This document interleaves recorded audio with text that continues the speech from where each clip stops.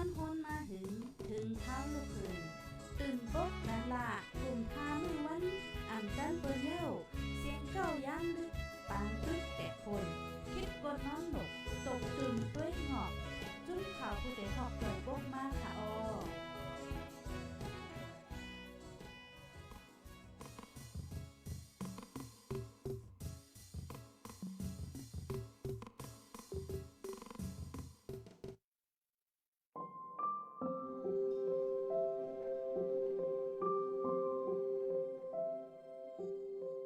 จ้อมนาง Customary International Law Rules 70และ71แต่ไม่ว่าห้ามเจอลอกไล่และป้ายตึกอันจ้างให้เธอหมาเจ็บเฮาแห้งอันนั้นอันเดจ้างเป็นน้องทุกค่าอันอ่ำถูกดีเป็นห้ามเจอเครื่องยิบอันอ่ำจากแพ้ไรก้นซึกก้นมึงโคของซึกโคของก้นมึง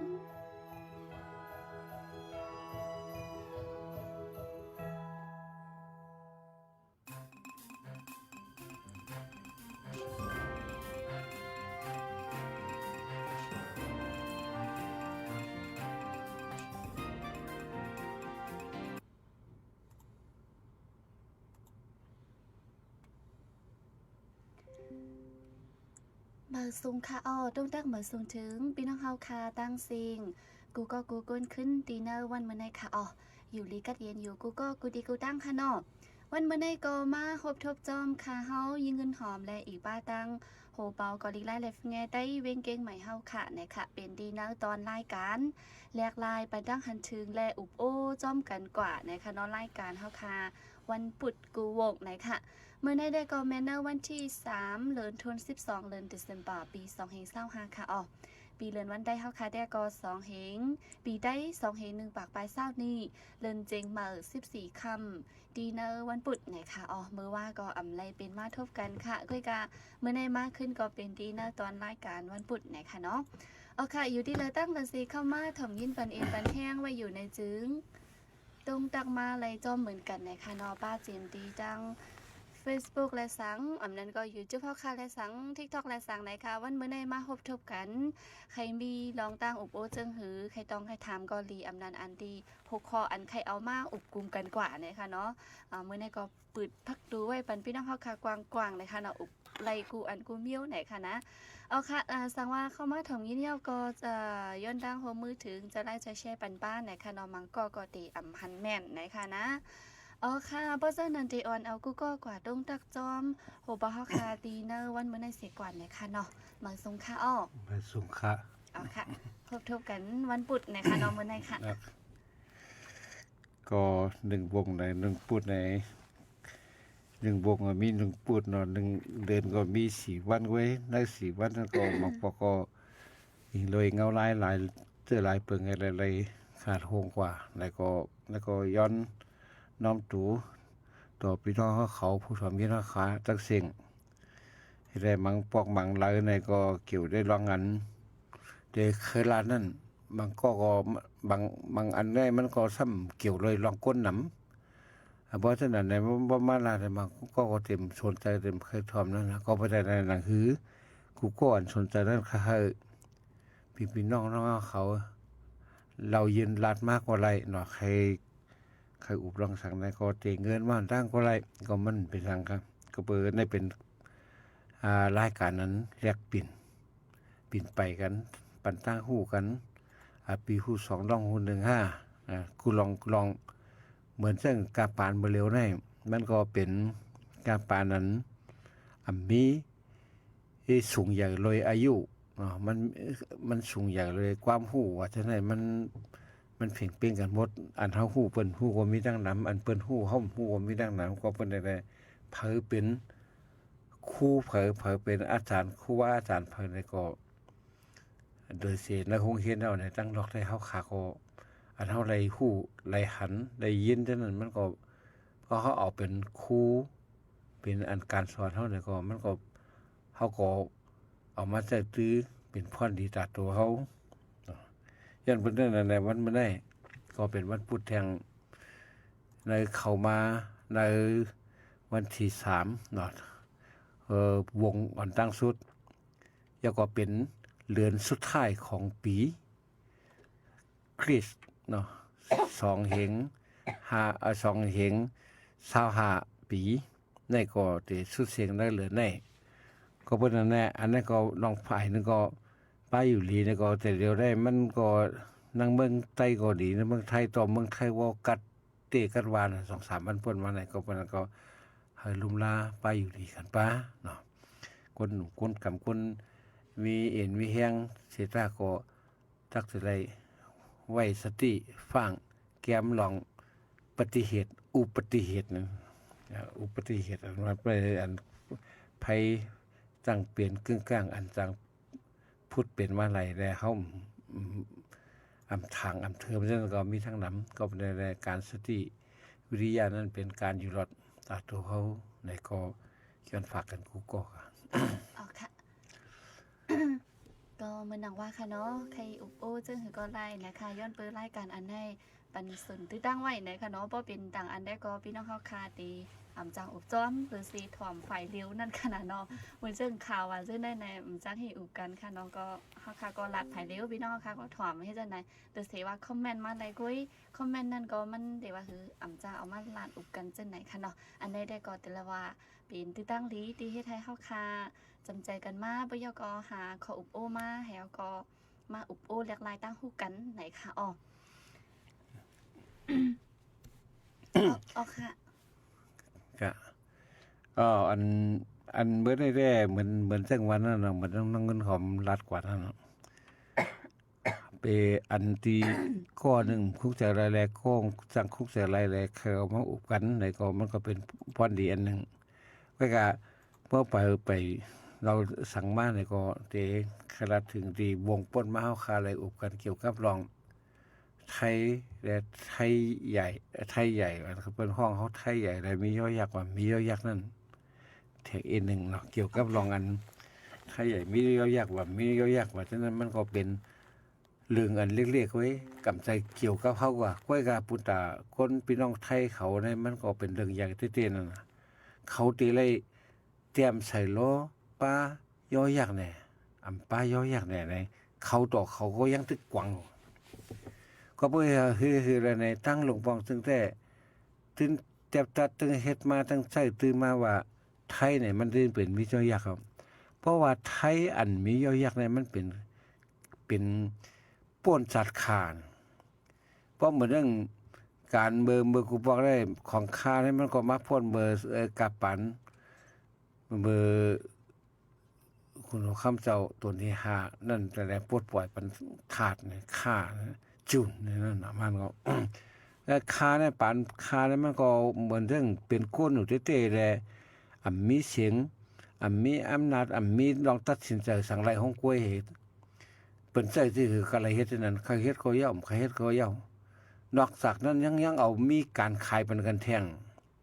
เพราะว่าบาแข็งแห้งขึ้นก็ใหญ่ตัวลงในว่าคนใต้เนี่ยก็เอาว่าใช้แห่งการอะไรซื้อขายกันกาขึ้นแห้งหรืออันข้ออันยอมอันข้ออันยอมคนใต้ตัวข้อตัวยอมมีแห้งในก็ได้พากมใครไรขาจังใช้แห้งก็ไรถ้ามันอยู่ดีจังได๋เปิ้นก็บ่ทันได้อันมันรู้มันตายมันถูกโป้ถูกตีเพราะตายนั้นก็เบิ่นก็ไว้กาคันทันก็บ่ว่าเป็นคานะแต่บ่ไว้ใช่จังนั้นกำไรดังนั้นมีอันดังยิ่งก็เหมือนกันเป็นคาหรือเสคาใจคาซอยกูลองนครนึกเนาะใครเอาเป็นลองกำตั้งใจเขาป้ายใจเขาลองกามานี่ก็เขาก็เฮ็ดกว่าก็บ่ว่าพ่องหรือสังไรนั่นน่ะเป็นค่าเนี่ยนะก็เลยเขาค่าแรงเจ้านายค่าแรงสังก็เลยย่อมเฮ็ดแบบนั้นน่ะย้อนเปิ้นนั่นแหละการซื้อขายกันก็มันก็อยู่ที่ฝั่งข้างหน้าตาและเอ็นแห้งตัวคิงนั่นปลาขาก็ไหนกลางกันไหนขาก็ไหนกลางกันไหนมันก็เหมือนเรื่องเฮาเลือกซื้อคู่ของนั่นก็เพราะนั้นแหละเพื่อมาถึงบาดปันคุณว่าคำต้นที่5ก็เบิ่นมันจะปลดปล่อยปันคาเนี่ยเขาสั่งว่าเป็นไทยเนี่ยจำได้เพราะว่า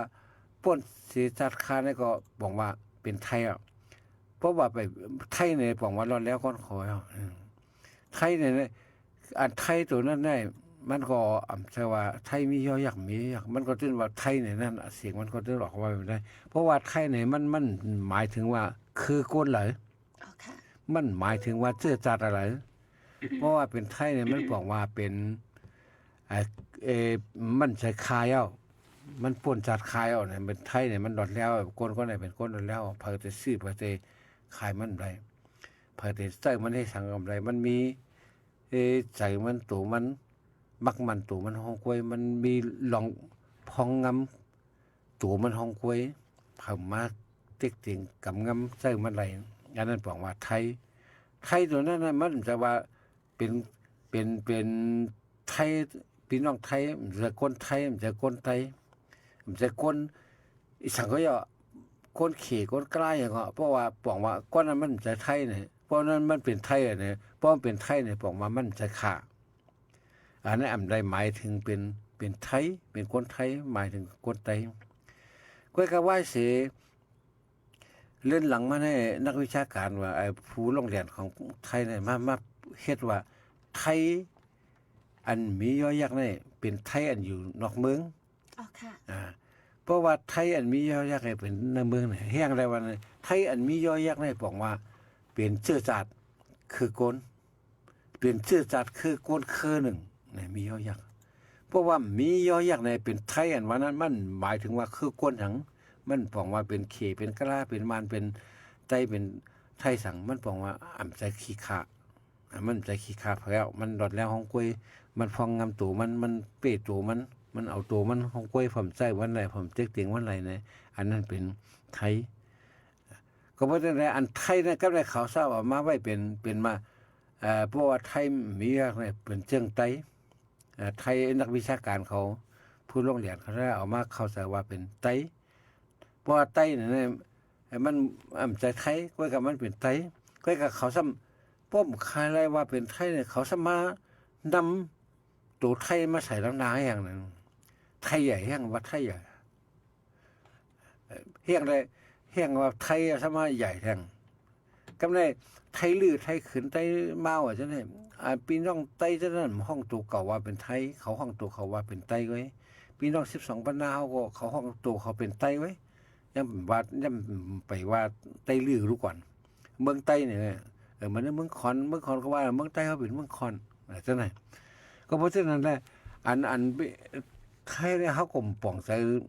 บางข้อบางร่องก่อนเนาะอันป่องใจนักวิชาการเขาพูดอันนี้สำหรับใครกลัวว่าเป็นไทยเขาเนี่ยว่ามียากเพราะมียากเนี่ยเขาสมปองว่าเพราะเอาความหมายว่าไทยอันมียากเนี่ยเป็นอ่ำใจหมายถึงคือก้นอ่ำปองว่าเป็นคือก้นมันปองว่าเป็นก้นอันอ่ำใจคานั่นไว้ อ๋อค่ะ เพราะว่าคาเนี่ยเขาเรียกว่าธาตุเนี่ยว่าไทยก็เรียกว่าธาตุเนี่ยเพราะว่าเป็นไทยเนี่ยหลอดแล้วอ่ะใจธาตุอ่ะมันก็อย่างจุนอย่างพวกใจจุนแล้วก็เขาว่าอย่างนั้นนั่นแหละเขาว่าที่ว่าก้นนั่นก็พูดเนาะก็เพราะฉะนั้นเลยอันความหมายอันไทยอันนักวิชาการเขาเข้าใจนั่นตั้งอันเขาเข้าใจนั้นมันก็ติดปืนกันอยู่กุ้ยกาอันเขาได้ห้องเขาแลอันที่เขาได้เตรียมซื้อเขาใส่ยอยักษ์เลยนั่นมันก็มีความหมายทางตาเขามันเป็นตาเขาที่เลยเตรียมซื้อมันต้องได้ถูกนั่นนะเพราะว่าไทยอันนั้นเนี่ยบอกว่าเป็นอำเภอขี้คานั่นไว้เพราะว่าไทยมียอยักษ์เพราะว่าไทยมียอยักษ์เนี่ยบอกว่าคือก้นเป็นคือก้นคือหนึ่งเป็นชื่อจัดคือหนึ่งเป็นวันเมืองอันหนึ่งเพราะว่าไทยนั้นนะมันมีวันมีเมืองมันมีคือก้นมันมีเจ้าสาสังมันเปลี่ยนเป็นว่าไทยเนี่ยมันใช้ขี้คาเนี่ยนะเว้ยก็เพราะฉะนั้นแหละอันอุบกันในก่อนเล็กไล่ได้พิงเอไตในสมาคมการศึกษาการสมาคมป้ายปัญญาได้พิงเอไตวันจัดเทศของเมื่อวันปีใหม่นั่นไหนในกูจุ่มอันเป็นลูกจุ่มของสมาคมนั้นซึ่งหนังก่อนเล็กไล่เนี่ยซึ่งหนังก่อนเล็กไล่เก่งเหมือนเก่งให้เมษายแล้วก็เมืองฝังจะไหนเนาะมันก็อยู่ในแต่สมาคมเป็นผู้วันเฮ็ดจัดเฮ็ดนั่นก็เพราะฉะนั้นอันนั้นก็มันอันเฮ็ดนั่นมันจะว่าอยู่แล้วเฮาใครเฮ็ดเลยเฮ็ดใจมันอยู่แล้วก็เพื่อว่า ฝ่ายทั้งเจ้าฝ่ายทั้งไทยผู้เกี่ยวข้องกันทั้งเกี่ยวกับการใช้สื่อใช้ของถอยความจังได๋ก็ตุกย้อนมาว่าใครเฮาใจมักมันปันว่าเฮาสิได้เตรียมซึ่งหือนี่มันเขาย้อนมาจังนั้นก็อันพี่น้องใต้เฮาอยู่นอกเมืองว่าอยู่ในเมืองใต้ว่าจังนั้นมันเกี่ยวสังเผาก็เผาเฮาฮ้อก็ฮ้องกันมาไทยใหญ่ไทยน้อยหยังเฮาเป็นไต้นี่ก็ไต้กะเลอไต้เก่งตุงเนี่ยไต้ต้นตีเนี่ยไต้นั่นไหนนั่นก็เพิ่นนั่นแหละอันจังนั้นมันก็เกี่ยวสังว่าก็ว่านั่นแหละอำทุกไรกว่าออสุกซ้อม โอเค กำในอันใต้อันอยู่ในเมืองไทยเนี่ยย้อนเปิดว่าไทยมักมันไว้ว่าเหมือนจังมีวัดกับตัวจังได๋เขาอ่อนตั้งเขาสาว่าหลวงพ่อจึงแต่ไม่สาว่าไทยใหญ่เนี่ยมีย่อยักษ์นั่นกำในพวกเอาไทยอันมีย่อยักษ์นี่ก็มันก็โหยากขึ้นหมดดอกเกขึ้นหมดพวกเกขึ้นหมดก็ควรเป็นโหมื่นมันอันปลายเข้ามาอันปลายมาเนี่ยเข้ามาควรอันมีชื่อว่าไทยย่อยักษ์นั่นมีไทยใหญ่นั่นเป็นคนอันปลายมานมากคือกว่าเป็นคนอันที่ปลายเกี่ยวกับการเมืองเนี่ยการปลายเกี่ยวกับการถูกหลวงบอกซึ่งมันเบอร์พอกนั่นแหละคลินิกติ๊กเตียงหาเรื่องหาตั้งเฮ็ดค่ายใส่จังได๋ก็เลยปลายมาจังนั้นอำว่าเป็นซึกเป็นเสือเนี่ยอำว่าเป็นการลุกพื้นเนี่ยอาจจะไหนย้อนเบอร์เป็นมาจังนั้นนะในหลวงปองจึงไทยได้เลยเตรียมไว้ว่าไทยใหญ่มียอยักษ์นะชื่อจัดไทยใหญ่ชั้นชาติไทยใหญ่ในแทงดูก่อน โอเค ก็เพราะฉะนั้นก็ในเราแค่ปลอกใจเข้าใจกันเลยนะครับ เอาค่ะก็เหมือนเจิงว่าค่ะเนาะพี่น้องเฮาค่ะมังเจอก็ตีเข้าใจปองใจผิดนั่นขนาดเนาะว่าได้ก็เป็นได้ก็แบบนั้นก็ก็หาเฮ็ดจังนั้นติเด้งก็สุก็อยู่เมืองม่านสังสิงจังได๋ค่ะเนาะติเด้มันก็เป็นเหมือนเจิงว่าตาที่ห้องในเมืองไทยในก้อยนั่นขนาดเนาะ เหมือนจังมันห้องเฮานั่นเฮาก็แค่เขาห้องเฮาก็แค่บนห้องเฮาใต้ไว้ก้อยก็ขำห้องบ้านก็ว่าแซนเฮาว่ามันจะแซนสยามนั่นก็เขาก็ว่าแซนไว้ เอา เอ ค่ะ อไทยก็เขาไทยอย่างนั้นเขาใคร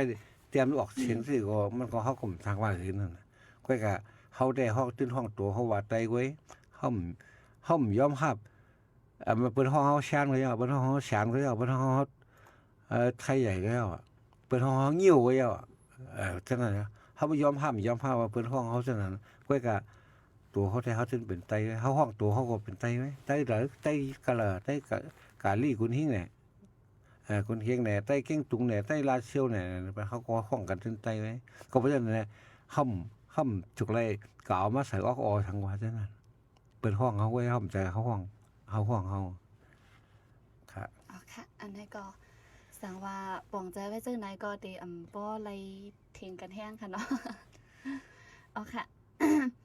อันนี้ก็เป็นดีอันเฮาค่ะมาอุบกันนะคะเนาะปอดอ่อนดอนนึงค่ะโจพี่น้องเฮาค่ะไปต้องตักลาสังมาในนะคะเนาะมื้อนังว่าค่ะเจออยู่ในเมืองใต้ก็มีเงาลายเจอหือพองในหลากหลายมาหลายอยู่ค่ะเนาะหลายปอดหลายตีหลายตั้งมันก็เต็มเหมือนกันค่ะเนาะ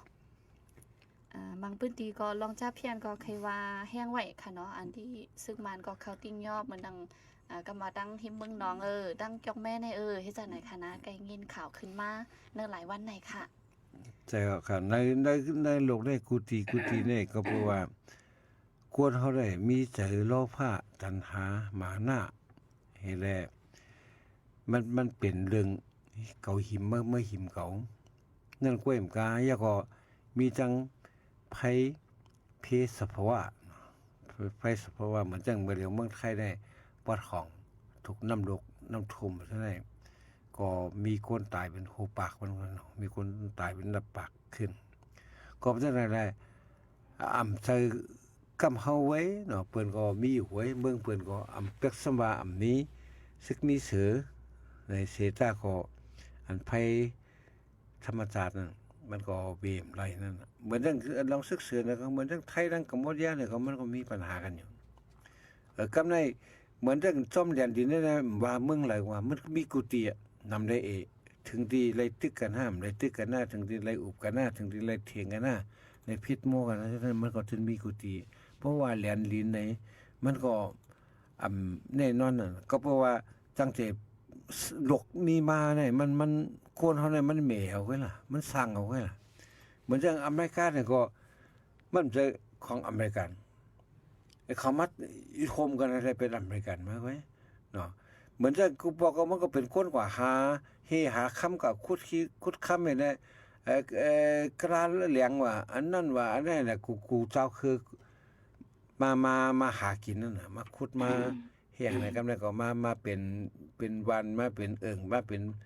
เบิงมาเป็นเวียงซะไหนก็เบอร์หลายๆชื่อจัดอะไรมาเหมือนจังก็ได้ขึ้นเมืองไทยอย่างว่าสยามเนี่ยนะ ค่ะ สยามเนี่ยนะก็เป็นอย่างนั้นน่ะ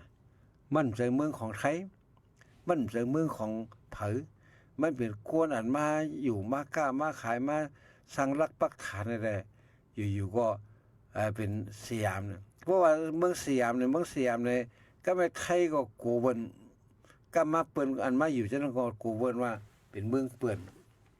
ก็ว่าคือเนี่ยเขาจะเป็นไทยรู้เนี่ยนั่นเขายอมภาพว่าไทยเนี่ยเป็นสยามแต่เขายอมภาพอันนึงว่าไทยเนี่ยลูกติดสยามมาก็เขาได้มันจะสยามเนี่ยเขาไทยในปืนเขามังตีในเขาเตรียมไว้ซะนั่นก็อันนั้นที่ว่าชื่อก็เรียเพราะในมือปีเฮงเก้าปาก39มาน่ะจอมพลปพิบูลสงครามเนี่ยสุปานของเป็นจอมพ่องหลงถึงไทยเนี่ยมันก็มาปิ่นลายชื่อเมืองสยามเนี่ยเมืองอันชื่อว่าสยามนั้นมันเป็นเมืองไทยเนี่ยมันเป็นเมืองไทยเนี่ยก็ตั้งแต่นั้นมาก็มักมาอันมาเขาเป็นคนไทยก็เมืองเขาจะเป็นเมืองไทยเหมือนจังเมืองใต้เขานั่นเขาเป็นคนใต้ไอ้ยาก็อันเตตั้งมาก็เป็นคนใต้เนี่ยก็มันก็เมืองใต้เนี่ยอันเมืองไทยเนี่ยก็มันก็จะนั่นนะเพราะว่าเมืองสยามเนี่ยเขาก็ว่าของเก่ามันก็ของเมืองสยามมันว่าเป็นภาคนี่ก็มันก็ไปลาได้เต้ๆนั่นก็ว่าในไทยคำว่าตัวเขาเป็นไทยนี่ย้อนไปนั่นนะเพราะว่าเมืองสยามเนี่ยตัวเขาเป็นไทยเนี่ยมันก็เตรียมเกี่ยวข้องเขาเนี่ยแหละจอมพลปพิบูลสงครามเนาะเป็นจอมพ่องหลงสั่งมาหลากหลายสื่อเมืองสยามเป็นเมืองไทยมาเมื่อเฮงกระบัก39เนาะไปเสนั่นก็มันก็ตั้งแต่นั้นมาก็ไปฝรั่งอังกฤษเขานะเพื่อเขาจะก็ห้องว่าตั้งชื่อไทยแลนด์เดี๋ยวก็เป็นเอาเป็นภาษาของเป็นตายถูกกว่านั้นเหมือนกันอเมริกาว่าที่เมืองไทยเมืองสยามเนี่ยอะไรฉะนั้นมันก็เป็นมาฉะนั้นก็เพื่อหลายข้อหลายฝ่ายก็อันนึงก็มาเถียงกันอยู่ว่าตั้งผู้ลงเรียนปืนเขาผู้ลงเรียนปลายการเมืองเขาซะไหนไต้เนี่ยตั้งไทยเนี่ยมันเกี่ยวสังกันไต้เนี่ยไทยเนี่ยมันเกี่ยวสังกันเนี่ยอันเฮาว่าไต้ลูกตีมองโกเลียว่าลูกตีไหลอันไต้มาว่ะก็ไทยเขาซ้ำบางชื่อก็ยอมรับว่าไต้ลูกตีหลายอันไต้มาลูกตีมองโกเลียมาก็บางชื่อก็ยอมรับว่าไทยในลูกตีปุ่นมาไทยตั้งเกิดถึงเปลี่ยนมาที่ไหนมีมาปืน3 เฮงปีแล้วอันนั้นก็เบอร์ว่าเพิ่มพันน่ะเมื่อป่วนมาโหเฮงปีโหปักปีซั่นเพิ่มพันได้จังว่าเมื่อโหปักปียังแต่ตันมีทางมีพังเมื่อโหเฮงปีว่ามันมีแค่พังอย่างนั้นก็เพราะฉะนั้นมันก็เถียงกันว่ามันย่อมตัวต่อถึงวันไหนเพราะว่าอันซับฝ่ายในก็มันก็จะว่าอยู่ภายนั้นเพราะว่าอันซับฝ่ายนั้นมันก็จะอยู่ภายในย้อมภาพในจะอยู่ฝ่ายอันย้อมภาพในจะอยู่ฝ่ายก็บอกว่าปืนเนี่ยการที่เห็นอันว่ามันไต่หาเงินมันน่ะเหมือนจะไม้ล่อหนึ่งอันน่ะไม้ล่อก็ตืดเสียนยาวเลยเขาก็ใครซาวกว่าซ้อมว่าก็พอมาตัวปืนหลายอันเนี่ยเหมือนจังอันไทยยามเฮ็ดหนังไว้ว่าอันเฮายามยินความสับสนคำเรียกเตรียมไว้ว่าไต้ฮกเมืองเคยใหญ่ไต้ฮกเมืองเคยใหญ่มันอยู่ในแผ่นดินเมืองเขียกว่าตะเลียวเลยเมืองฟ้องนั้นได้เป็นเมืองใต้นั่นไต้ฮกเมืองเคยใหญ่ก็ไม่ไทยยังเตรียมปืนมันว่าเฮ็ดถ่ายหนังเฮ็ดเดิงไว้ว่าไทยทิ้งแผ่นดินไทยทิ้งแผ่นดินเนี่ยก็เพราะฉะนั้นแหละเมื่อพวกนั้นมันก็จะมี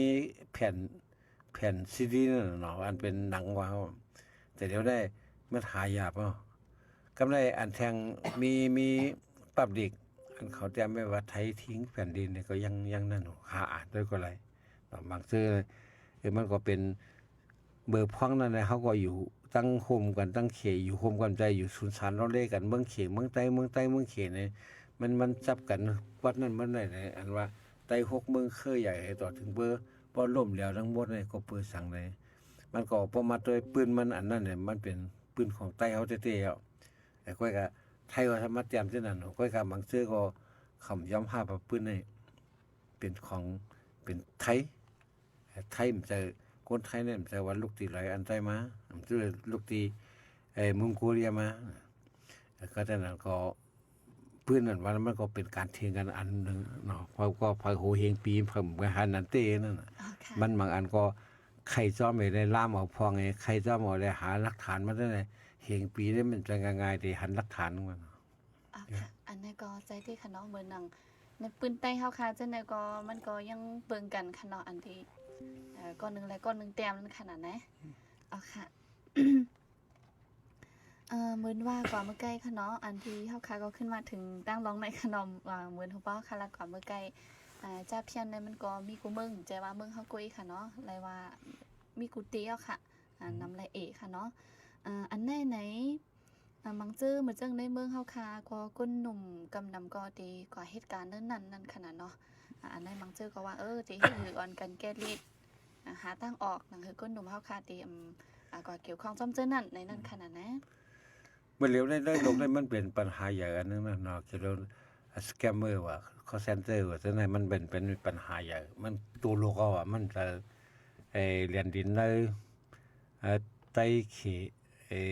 ไทยกัมพูชาไทยมานจังได๋ก้อมกันในเว้มกาเนาะมันก็เป็นกว่าตัวโลกก็มีกว่าตัวโลกก็ต่อถึงว่าเมืองไทยเนี่ยเป็นเรื่องเป็นราวแท้ๆเนาะก็อย่างใดเหมือนเรื่องตั้งการลุกขึ้นว่าการหาเงินผิดกฎหมายเนี่ยมันก็ไรเงินง่ายไรเงินนำไรเงินไว้นั่นเพราะผิดกฎหมายเหมือนเรื่องตั้งแม่วตีว่าเหมือนตั้งได้เมื่อปานซึกกูปอกได้ยาเฟียนนั่นเอายาเฟียนในเฮ็ดเครื่องมือเป็นการก้าให้แลมาแลกกองกังมักมือสัญญามเมื่อเร็วแต่เร็วได้มันก็ยาเฟียนได้ก็หายกว่าก็พองว่าเนาะเฮาว่าอันผูกที่ผูกไปอย่างมันนั้นมันก็ยอมลงกว่าพอไงกำไรมาเป็นสแกมเมอร์แล้วก็ call center จังได๋ก็มาเตกมาที่ในเมืองเขบ่ได้โควิดน่ะเตมาที่ในเมืองเขได้มันก็เพราะว่าโควิดเนี่ยก็กำไรคนเฮ็ดการเฮ็ดงานเนี่ยก็ได้ก็คอนตุมกันที่โรงงานได้ก็คอนตุมกันที่กรมนี้ได้ก็คอนตุมกันที่บริษัทให้ได้มันก็ให้เฮ็ดที่เฮือนเผยคนมันให้ได้ส่งปันให้งานปันแล้วจะได้ส่งของแล้วก็มีคนขับกินจางส่งไว้เนาะอันคนเฮ็ดก็เฮ็ดที่เฮือนเฮ็ดที่ห้องเฮ็ดที่ร่มเฮ็ดที่โรงงานหยังก็จะได้ก็คนส่งก็ส่งเฮ็ดนั่นได้กับในการหลอกแดนกันก็มาซ้อมการใช้อินเทอร์เน็ตนำมาการใช้ออนไลน์นำขึ้นมาก็อยู่เฮือนนี่เฮ็ดการแล้วก็การใช้ออนไลน์น่ะกูบอกเหมือนได้เมืองใต้เฮาไหนก็ฮู้อยู่คันอยู่นั่นว่ามันก็ได้เน็ตมันดีว่าเน็ตมันไลน์มันดีว่าในจังนั้นเพราะว่าไลน์มันดีในกับในก็การในมันก็ขาดพุดกว่านั้นน่ะก็เพราะฉะนั้นได้เมื่อครูบอกนั้นมีฉะนั้นก็มันเป็นสังแล้วพาก็ตุกหาบอกเฮามีโทรศัพท์เฮามีมือถือเนี่ยเขาก็ตุกหามันสิบอกมีมือถืออย่าอยู่ไรยุ่มไรได้เนี่ยเฮาก็ไปบ่นบอกเผื่อถึงมามื้อไหนลืมเอากระเป๋าถุงเงินออกขึ้นมาก็มันเป็นไกลบ่ลืมเอาโทรศัพท์มาเนี่ยแดดปอกกำอยู่เที่ยงไหนกูลองกูอันก็มีในโฟนในโทรศัพท์ของเฮาไว้หมดเฮาหมายไว้ต้องไว้ที่นั่นความการนั้นไว้เงินเฮามีนำมีกี่ก็แบ่งก็อยู่ในโทรศัพท์ของเฮานั้นหมดก็เพราะฉะนั้นในการใช้จ่ายเงินว่าการซื้อจังได๋เงินเต้ๆเงินสดกว่ามีก็มันบ่มีโทรศัพท์หมดก็มันก็ใช้ไรเท่านั้นเพราะเฮายังมีเงินในแบงก์ในยิงเงินอยู่ในธนาคารอยู่ไหนมันก็ใช้ไรก็เพราะฉะนั้นกาบปานมันขึ้นใหญ่กว่าคนเฮาก็มันก็เหมือนเรื่องว่าการหารายเงินง่ายๆแหละ ผิดกฎหมายนะมันก็นำขึ้นมากำนำได้อันโป้ใจเป้งใจถูกใจอะไรกว่าเฮ็ดในก็มีอยู่กำเอกว่าก้อยก็ป้อยก็มันถูกหลอกถูกเรียนกว่านะมาได้ที่เฮาเฮ็ดการเฮาคาไรก้นบันเดินกันให้เอาตั้งดีมีการกันให้เดินกันให้ก็แค่หนาวรู้เนาะกำนั้นเป็นโหหมื่นแท้เฮ็ดนะพอเฮ็ดพวกกว่าเฮ็ดเอาเนี่ยก็ได้คำปัญหาหน้าผ้าในเมืองว่าจะอยู่ในห้องไงก็ใช้เหตุการณ์กันในฮู้จักเผาว่าใช้หาเบอร์โทรซับเปิ้นว่าใช้หาหมายโฟนเปิ้นว่าจังได๋พอหาอะไรมาใช้ติดต่อว่าจังนั้นเคยหลอกกันเคยหลอกเขาแดนเนาะจังนั้นมันก็เป็นการใช้ได้บังคับกันเต็กติงกันได้เฮ็ดขึ้นมาเพราะยก็ชวนเอาคนมาเฮ็ดการซ้อมเจ้าก็เรียนเอาเงินเปิ้นจังได๋คนมาเฮ็ดการก็กำนั้นอะไรมาช่วยเขาเรียนนั่นมาช่วยเขาแปดนั่นก็ได้เพราะว่าปล่อยออกมาเนี่ยก็คนนั้นก็เปิ้นเตมันรัดนี่เปิ้นได้ฮู้เรื่องเขาเนี่ยก็เพราะฉะนั้นคนนั้นเขาถึงปันปล่อยหาถึงปล่อยมันง่ายหรือสิว่าบางทีมันก็ป้อทุกๆป้อตายก็มีมันก็เอาตายกันก็ง่ายๆก็ก็บอกว่ามันมีกฎหมายอย่างข้องคับอย่างซื่อๆปึงก็บ่ได้เคยฟังถึงคนหนุ่มเฮาอันมีจำกัดอันฮู้ลอง IT อันฮู้ลองหมอเตอร์ออนไลน์ดีๆฉะนั้นอย่าไปกว่ายุ่มพิษยุ่มเปิงว่าบรรยากาศซ่อมเมืองเขาจังได๋มันก็มีนำก็เหมือนจังข่าวออกของวันนั้นพี่น้องที่ได้คันอันตีเลยมันใจเป็นโหเฮงมันใช่ค่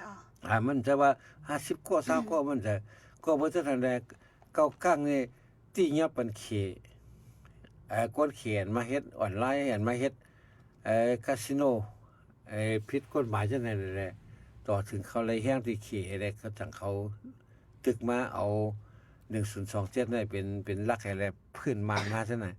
ก้อยก็เพราะว่าวันหนึ่งมาเพราะว่าเข็มซอยเหมือนจังตาอ้างเขาซั่นน่ะก็เตหยับใจนั่นก็เพราะว่าอีสังก็เฮาเลยถอยใจที่เปิ้นคู่หลังเปิ้นนี่เพราะเปิ้นถอยใจเปิ้นเฮาก็จังหายใจไรก็เพราะฉะนั้นดอกคนหนุ่มเฮาใคร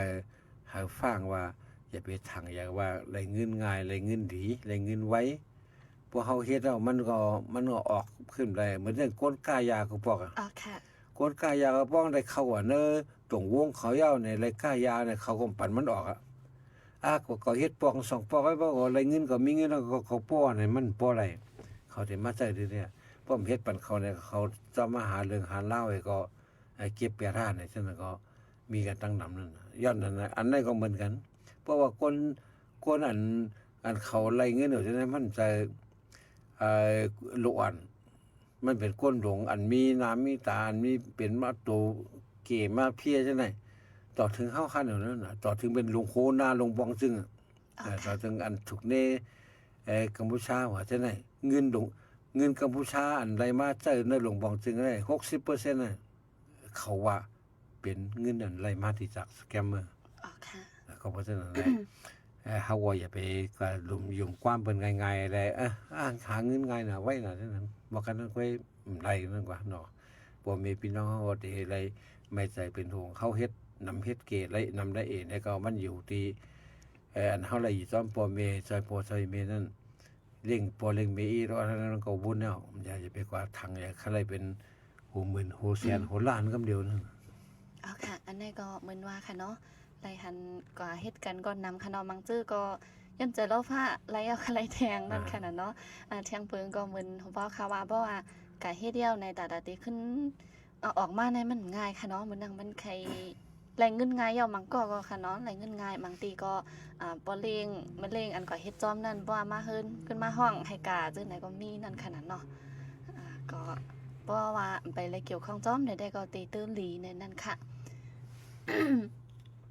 ยกก็เหมือนหนังก็ว่าค่ะเนาะปัญหาอันในว่ายหลังในมาเนอหลายเดือนมาในค่ะเนาะอเมริกันก็เมืองอเมริกันก็พอดจุ้มได้ว่าตาตีมาเหตุการณ์จอบ5กดท่าพิมพ์มวย5จังได๋ค่ะเนาะมังก็ได้ก็ว่าหนังเฮาค่ะว่าก็เมื่อไกลมันเป็นปัญหาอันที่เกี่ยวข้องจอมหลายเมืองในลมฟ้านั่นแหละแต่ว่าให้เตหายกว่าแต่ก็เล็บเต็มเป็นไหลในค่ะเนาะมันยาฝิ่นนั่นเนาะต่อถึงเมื่อเดียวก็มันก็หายเหมือนทั้งยาฝิ่นล้ำในเมืองใต้เนี่ยบุบลองยากันมีที่ในกาดใน อำนาจถึงลองกาขันยาได้มีที่เพราะลัดถึงกาขันยาก็ตีลัดถึงตัวไอ้กาขันเงินเตียงกาเก่าเงินเหรียญเก่ากูบอกแต่หัวต้องน้องเงินของเดือต้านหันมันเป็นเป็นตีเงินอังกฤษเขาอันมาเฮ็ดออกใช้สายตีใน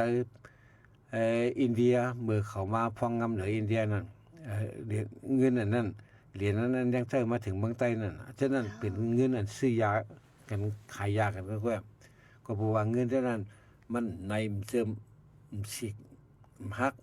มันเป็นเหรียญมันเป็นจังการเนี่ยนะเพราะฉะนั้นในเงินอันนั้นเป็นเงินอันขึ้นลงซ้ำกาขันยาบางปอกอัน1เหรียญได้เบอร์ปานนั้นได้10 บาทว่าขึ้นมา50 ตังค์ว่าเขาซื้อขายกันก็ว่านั้นก็กาขันเงินเท่านั้นมันก็เป็นซ้ำกาขันยานะก็ได้พอยาหลำใครเฮิมหายกว่าเนี่ยก็ไม่ยาฝิ่นเผือกมากนะเพราะยาฝิ่นเผือกเนี่ยเขาว่าไอ้นัมเบอร์4อ่ะเฮโรอีนว่าอย่างเช่น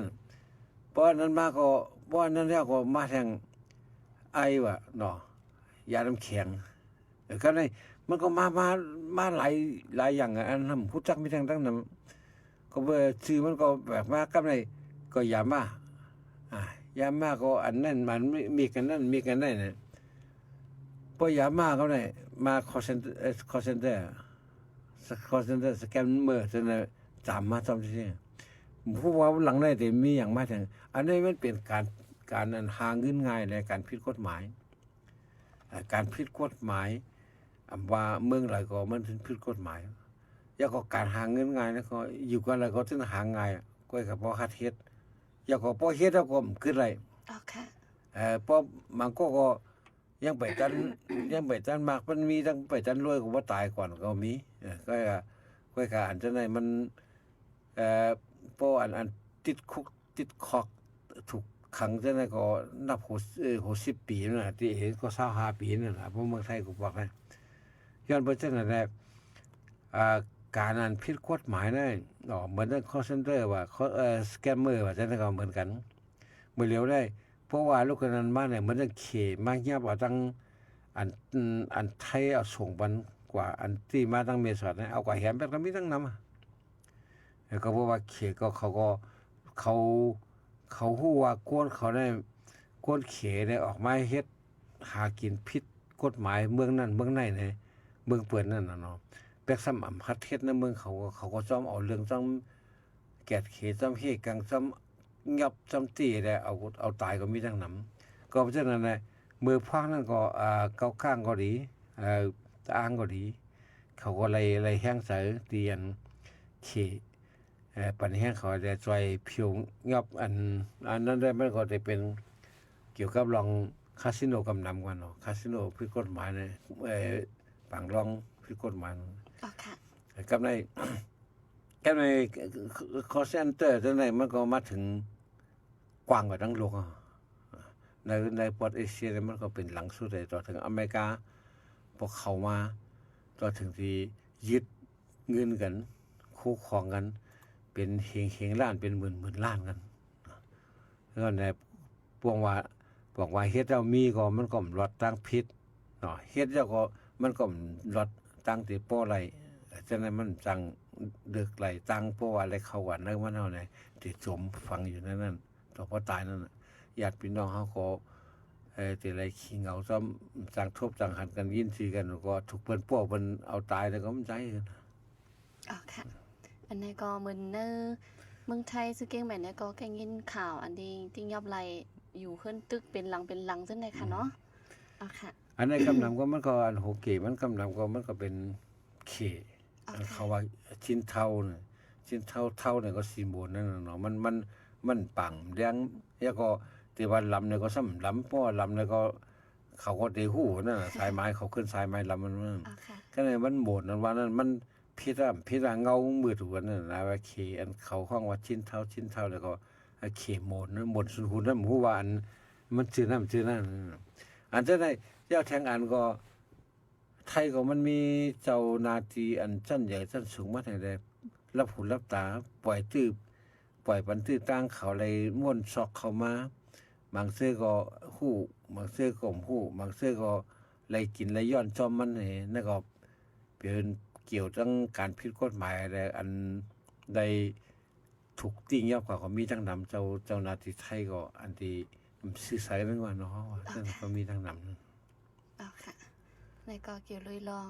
ที่เขาค่ะว่าค่ะเนาะสแกมเมอร์ในเนื้อออนไลน์จะไหนค่ะเนาะลองไลน์เหรียญมันได้พี่น้องเขาค่ะก็แล้วผู้อยู่มันก็มีเจหนาค่ะเนาะหลายมิ้วค่ะเอาพี่น้องเขาค่ะเพราะว่าเขามีเงินก็มันก็ถูกเรียนเนาะใช่ค่ะอีรอดอ้ำฮู้เหมือนจังอันเขาขายของซ่อมอย่างออนไลน์จังได๋อยู่ๆมาว่าตักมาเฮาว่าถูกรางวัลนะเฮ้ยเขาก็ถูกรางวัลเขาแล้วบ่รู้จักเขาพอก็ได้ถูกรางวัลว่าก็ได้หมื่นว่าเขารู้เขาจะโอนปันเด้อน่ะปันสิปันสายหมายเงินมาแล้วเนี่ยก็กะโอนได้จ่ายของก้อยนะเนี่ย300นั่นเฮา300ก็ต้องลอง300กว่าเฮาจะบ่ไล่หมื่นไหวก็300ก็ได้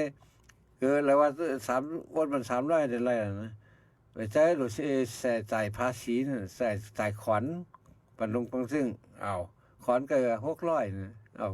โอนเที่ยงเลยก็มันติดขัดได้มันไป600ไปจ่ายว่าอยู่แทง500ว่าเนี่ยมันเฮ็ดอันนี้ก็ไปนั่นรายเหรียญก็อันก็ซุมกันนิดก็มีแล้วก็นำขึ้นนั่นอันว่าเฮียงกวนมันกว่าขาดทุนเป็นก็ซุมเป็นล้านๆนี่แห่งล้านอะไรนะติดลงทุนซ้ำกันว่าแต่ที่นั่นน่ะไรมากำไรนี่สุดอะไร 6% เฮาได้ 4% ก็พอนั่นจะได้มาเพราะว่าใจเราพลาดลำบากเขาก็อันเดอยู่ว่าอันที่หาเงินได้ง่ายๆนั้นมันจะการดีอันว่าเนาะเพราะเฮาถูกเรียนก็มันก็เป็นการอันผิดกฎหมายนั่นอันการอันหาเงินได้หยาบๆได้ไรไข่ย่อยนั่นแต่อะไรบ่อย่างว่าบ่ได้ผิดเลยเถียงกันตั้งเจ้านายว่าจังนั้นก็อันนั้นเป็นเงินอันซื่นเสยเงินอันที่ซื่นสร้างเงินอันที่ผิดกฎหมายนั่นบ่เงินอันไรมาง่ายๆทำไรดำๆให้ท่านเป็นอันสร้างไรง่ายๆท่านเป็นอันผิดป้อมผิดก็ถูกเปิ้นหลอกเปิ้นเรียนค่ะอันใดก็ให้ฟังกันค่ะเนาะอยู่ที่มันก็ได้ว่าโอ้มีเงินนำลงสั่งยาอยู่เฮาได้นะคะเนาะลองไลน์มันก็มีหลายมิ้วตอนนั้นค่ะบางพวกสังคู่ของหรือออนไลน์ซึ่งได้งานเหรียญก็มีค่ะเนาะเหมือนดังว่าส่งเงินมาตั้งแล้วคู่ได้ถึงวันนั้นวันไหนบ่ส่งเงินเดียวก็หลายแบบจังได๋ค่ะนะแล้วก็อันนึงอันก็โคมันเหมือนกันนั่นอันเขาว่าเหมือนกันตั้งนาปลูกว่านาปลูกนาซื้อไอ้นั่นเนาะตั้งดอกเลยว่าเป็นไหนตั้งไรทำใจเท่านั้นอันนั้นก็ได้สั่งว่าก็ว่าค่า100ก็200ก็60 70ก็ถึงมาอะไรเฮาก็นั่นน่ะก็เพราะฉะนั้นแหละกูฝ่ายมันโลกได้มันเผยเลียดก็มันเรียนกินก่อนดิก้นเงือซะเป็นเหยื่อที่นั้นเพราะเผยใจดีเผยเงือเผยใจง่ายเฮาก็ตกเป็นเหยื่อก่อนดิปล่อยให้ละก็ได้ถูกเรียนกำเอ็ดเฮามีเงินแล้วก็กำ7 80เสีย15 60นี่ก็พอนำมาก็เลื่อนบ้างเขารู้ก็เพราะฉะนั้นแหละอันนั้นก็อย่าไปอยู่เพิ่นง่ายเนี่ยอันที่อยู่ได้ครับเพราะว่าเพราะภายใต้วิธีเนี่ยมันจะมีวันเจ้าเก่ากรรมดีนะโชคดีนะมีรางวัลนะท่านมาตักมาท่านต้องไว้อะไรอย่าไปใครท่านอ๋อค่ะให้เลยมีสติเนี่ยค่ะเนาะบางพวกเปิ้นเฮาก็เฮ็ดดีเปิ้นก็มาเรียนนั่นขนาดเนาะมันก็ได้ก็ตีเขาก็เฮ็ดการหาเรียนเปิ้นมันก็เงี้ยเปิ้นมาเรียนเห็นได้ค่ะนะอ๋อค่ะมื้อในหันพี่น้องเฮาค่ะได้ก็เย็นสีไว้ค่ะเนาะนั้นกัดแฮงหนาลาหือไหนค่ะตอนหนังตั้งเมืองไทยเก่งใหม่ปีนี้ก็กัดแฮงไหนค่ะเนาะมันจึงบางวันก็ได้มีหมอก12 13ซึ่งในก่อนค่ะนอนบ่ป่นมาซึ่งในค่ะเมืองใต้เฮาค่ะก็ว่าติกัดแฮงแทงอยู่อันนี้ก็ให้ฟังไหนค่ะเนาะมันจึงหนังกวนปลายเพดังปังร้องเจออาสักเหยอจังได๋มีโคอุ่นโคหังเฮกัดอาลาลูกตายก่อนจังได๋ก็มีเป็น5-6เกาะค่ะนะ อันนี้ก็ให้ฟังไปอยู่ลิกูก็กูก้นค่ะเนาะเพราะว่ากลางค่ำกลางหนาวขี่รถจังได๋ก็เลยว่ากัดแฮงค่ะเนาะพี่น้องเฮาค่ะโอ อ๋อค่ะสังเจอว่ามีพลังในจึงมื้อนี้ได้เข้าย่ำเฮาค่ะก็เต็มก็ย่อแลยุ่มยำว่าติคือด้วยที่ในนะคะเนาะก็วนไว้สิอำนั้นมาอบกันวงตีมาก็ไล่นะคะเนาะ จำปีมาเนาะจำปีมามันก็จะได้ห่างแหนจะได้ยุตูโยกคิงจะได้เปลี่ยนแปลงแดกลายใช่คือแล้วก็วนไว้ห่างแหนไว้นั่นเนาะอันหลายเตลีอันเก่าเฮาเฮ็ดสังมาอันที่เปิงอันที่พิษเปิงอันที่หลากหลายสังมาอันที่หลากหลายสังมานั่นก็เฮาถูกดีถูกดีสืบเมื่อโยแล้วก็นั่นดีอันนี้เป็นตื้อตั้งเลียนี่ก็เป็นตื้อตั้งที่ปีใหม่กันว่านั้นมันจะว่าตัวใหม่ใจใหม่จะได้มาสุกมาสีไอ้ตัวไว้ก็มันเอาสีใจนั่นน่ะสุกใจสีใจสุกสมองออกเฮาทัดออกเฮาว่าเฮาถูกอะไรเฮ็ดสังปีเก่าเฮาปีป่นมาได้เฮาเฮ็ดสังแต่อีหยังเป็นพรดีนะเป็นพรซากแล้วก็ต่อกันตั้งนานแล้วเฮาสิได้สืบอย่างซึ่งหือลายเก่าเนี่ยลายใหม่แหละอันว่านั่นอันว่าตัวเก่าใจเก่าตัวเก่าใจใหม่ตัวใหม่ใจใหม่ว่าปีใหม่ก็ว่าฉะนั้นมันใจดีตัวคิงเขาเราก็เฮ็ดคุณหนังเราก็เฮ็ดคนตาเราก็เฮ็ดซบเฮ็ดปากเฮ็ดวันหัวฉะนั้นมันใจนามมามันใจกว่าเนาะมันใจใหม่กันว่าใจเขาอันที่เก่าเศร้าว่าหวังนั่นก็เขาปิ่นหึงมาจึงจังปากใสขึ้นมานะใช่มั้ยค่ะก็ฝากไว้ถึงกูก็กูก้นนะคะเนาะเจอเขามาถมยินปัดเอ็ดปัดแห้งตีรายการเฮาคาวันมื้อไหนนะคะเอา3ตี3ตั้งนะคะเนาะอ๋อค่ะบ่นั้นก็ยินจมขอบใจสิดีกึดลือรายการไว้ดีในก่อนค่ะเนาะกำก็ได้มีรายการแทงอันหนึ่งนะคะเนาะสั่งว่าพี่น้องเฮาค่ะตั้นก็มาถมยินก็ไล่นะคะเนาะลองแห่งการยานเมืองเจอมาอยู่เซาต่างเมืองซึ่งไทยไหนค่ะเนาะก็ติเป็นปืนหูป้ายหันหลายอันหลายลองอยู่นะคะบ่มีข้อถามใครถามหม่ำเสียงแรงอันเลยเนี่ยก็ถามมาไล่เหมือนกันไหนค่ะเนาะบุญดาดีหลากหลายอุบโอจอมหัวบ่เฮาค่ะวันพุธมื้อนี้ได้ก็ย้อนกึดหรือไว้ตีไหนได้ค่ะขอบใจอย่านำถึงกูก็ค่ะมาสุงค่ะมาสุงค่ะ